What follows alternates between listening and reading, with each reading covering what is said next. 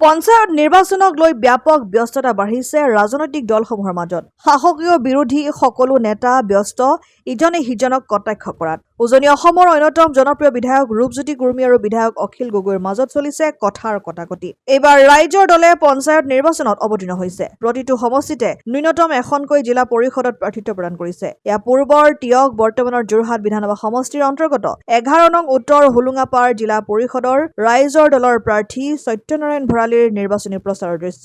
ঐক্যবদ্ধ আপোচবিহীন প্ৰগতিশীল আদৰ্শৰে এই আঞ্চলিক ৰাজনৈতিক দলটি নামি পৰিছে নিৰ্বাচনী যুঁজত। পূৰ্বৰ চৰকাৰসমূহৰ অৰাজকতা আঁতৰাই প্ৰকৃত পঞ্চায়তী ৰাজ প্ৰতিষ্ঠাৰ উদ্দেশ্যে তথা অনাগত বিধানসভা নিৰ্বাচনৰ এয়া মাত্ৰ কুচকাৱাজ বুলি অভিহিত কৰি অন্তত এইবাৰ ৰাইজৰ প্ৰকৃত উন্নয়নৰ স্বাৰ্থত গেছ চিলিণ্ডাৰৰ চিহ্নত ভোট দিবলৈ প্ৰচাৰ বাহন লৈ এইদৰে ঘৰে ঘৰে নিৰ্বাচনী প্ৰচাৰ অব্যাহত ৰাখিছে প্ৰাৰ্থীগৰাকীয়ে আৰু ৰাইজৰ ইতিবাচক সঁহাৰি লাভ কৰিছে বুলি মন্তব্য কৰিছে। ইফালে উচ্চ শিক্ষিত যুৱক বাবলু বৰপৰাই মৰিয়নি সমষ্টিৰ অন্তৰ্গত বলমা জিলা পৰিষদত প্ৰাৰ্থিত্ব আগবঢ়াই ৰাইজৰ মাজত সোমাই পৰিছে।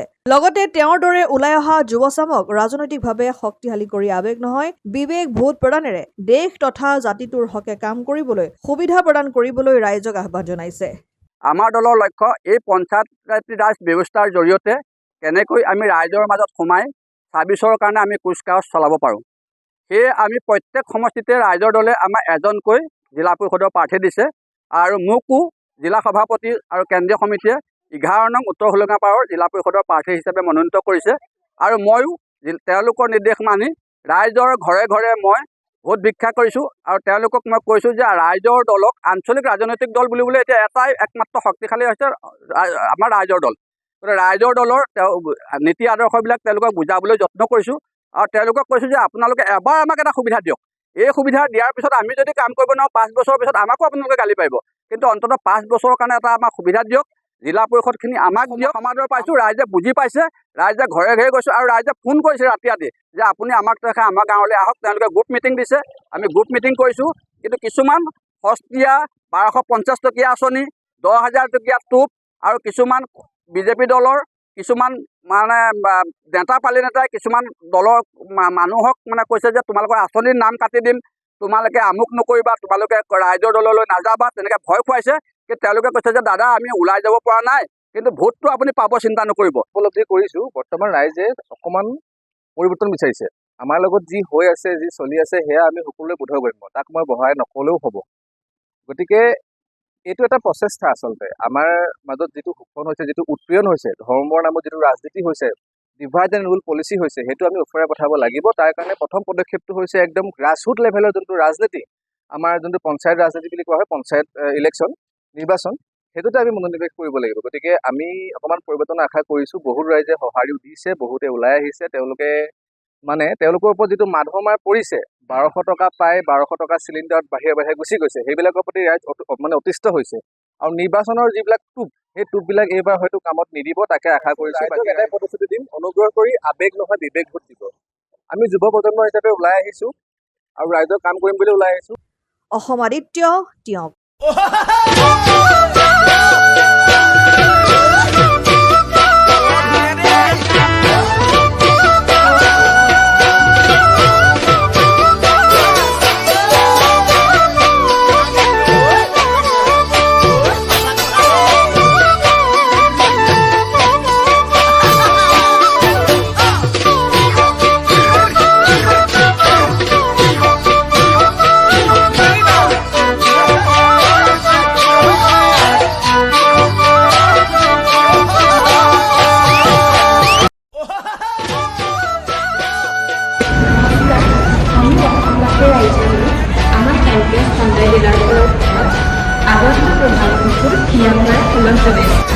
আপোনালোকৰ বিহু লাগিছে নাই? আমাৰ কিন্তু ডিলাৰত লাগিছে।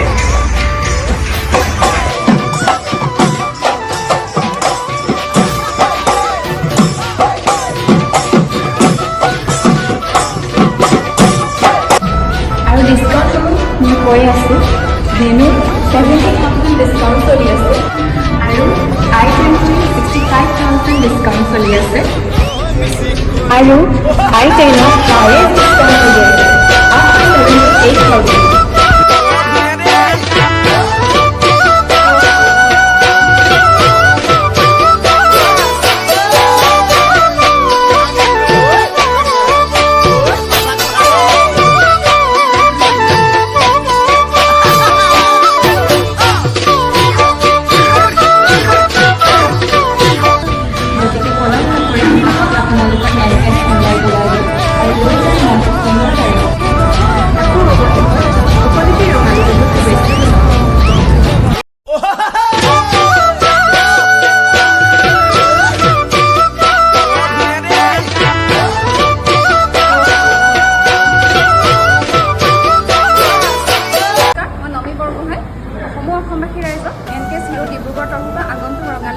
ভৰা শুভেচ্ছা জ্ঞাপন কৰিলোঁ।